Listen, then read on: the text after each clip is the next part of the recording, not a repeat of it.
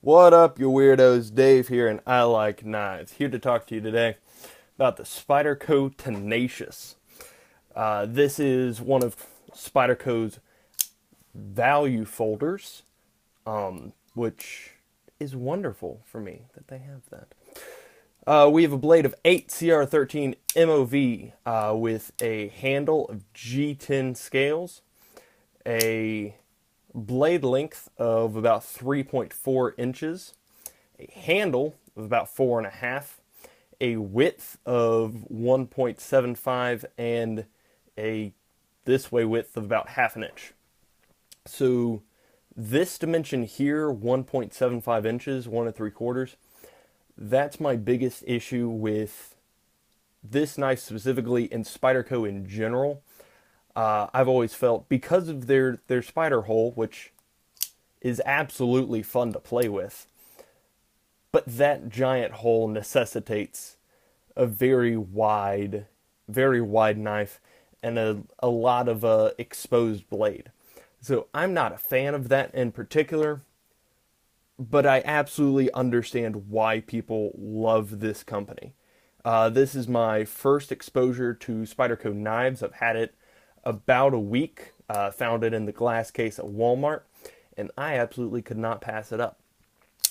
So I've absolutely come to an appreciation of this company and what they do with their knives, because this has quickly become one of the favorite knives that I own. It's full flat grind, doubles as a rescue mirror, just like the Openo.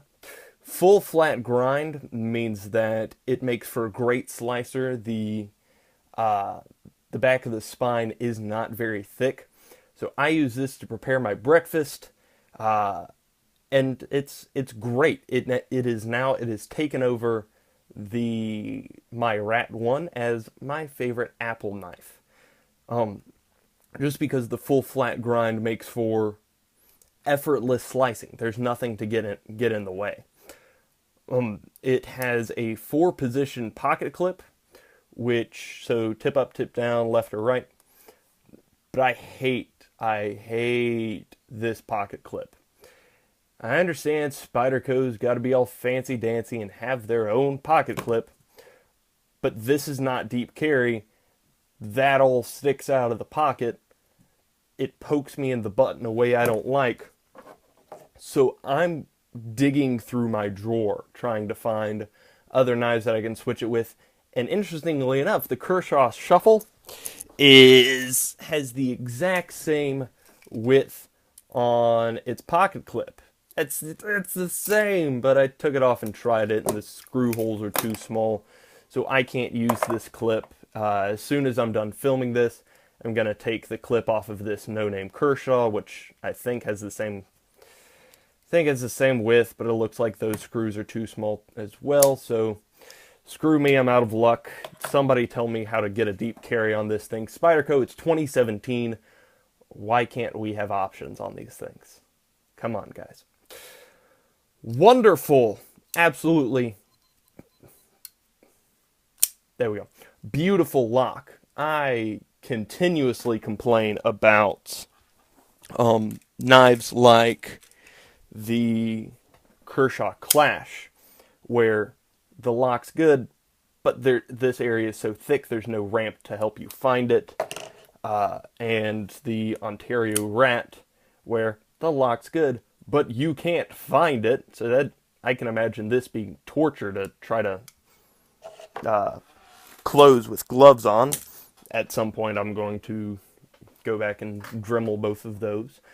But this is exactly what I'm talking about. This is exactly what I want out of everything in the world. This is why we have nice things occasionally.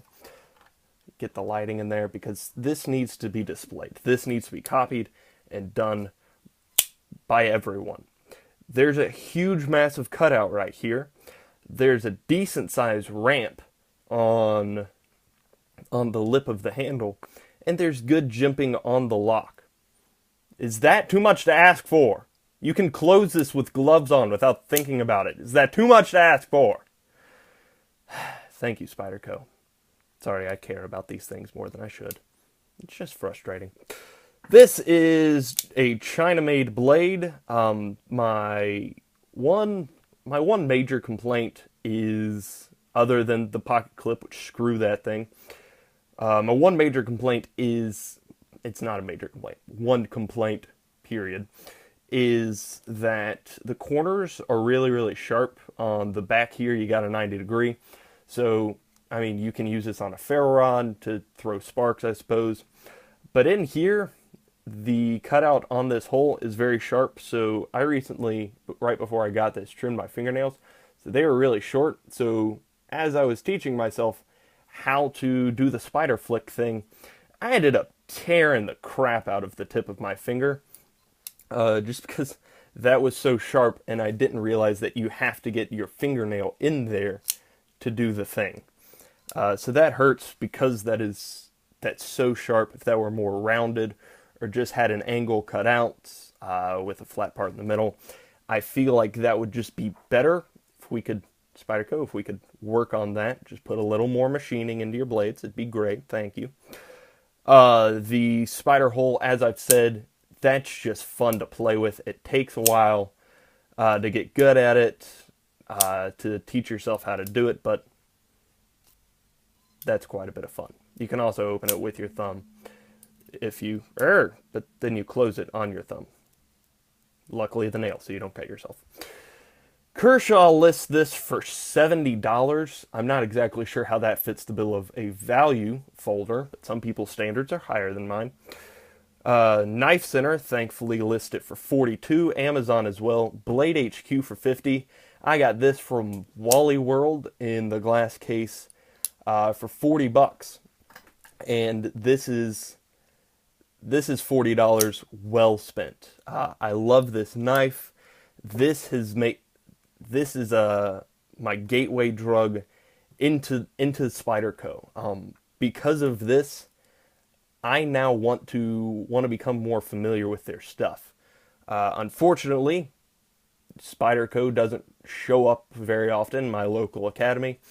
When they do show up at local Cabela's, they're stupid expensive. I could get this same knife for about $60 at Cabela's, I think. And I'm just not going to pay that. So Spyderco for me is prohibitively expensive. But if I can find it for under $50, around $40, I will get that and do a video on it. So Tenacious, if you can find it for $50 or under, I say absolutely do it. $70, calm down. $40, don't think about it, get it. Great knife. I give it a yeah out of 10. If you have any questions, comments, or suggestions, please list them below. And other than that, have a great day.